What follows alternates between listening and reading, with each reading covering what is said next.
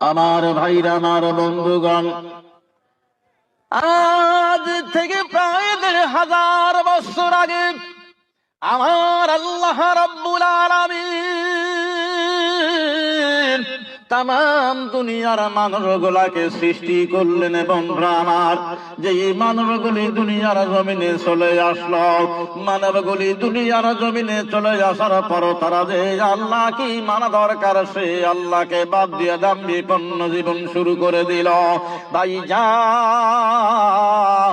নানান মানুষ নানান অন্যায় বিরোধ করতে করতে মানুষগুলি যখন ভ্রান্ত পথে চলে গেল, ঠিক তদানীন্তন সময়ের খারাপ মানবগুলাকে ভালো বানানোর জন্য, অসভ্য মানবগুলাকে সভ্য বানানোর জন্য, অভদ্র মানবগুলাকে ভদ্র বানানোর জন্য, অন্ধকার আচ্ছন্নের ভিতরে পড়ে থাকা মানুষগুলাকে আলোর পথ দেখানোর জন্য, আল্লাহ ভোলা মানবগুলাকে আমার আল্লাহ পাক রব্বুল আলামিন আল্লাহ ওয়ালা বানানোর জন্য আমার মাওলা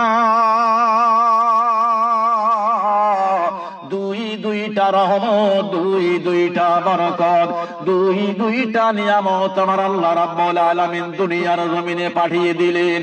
এক নম্বরে বিশ্ব নবী নূর নবী মুহাম্মদ, দ্বিতীয় নম্বরে নবীজির উপরে নাজিল করলেন নূর নামক ৩০ পারা কোরআন আমার আল্লাহ নাজিল করে দিলেন। জোরে জোরে বলুন সুবহানাল্লাহ। আল্লাহ রাব্বুল আলামিন ডাক দিয়া বললেন, নবী গো,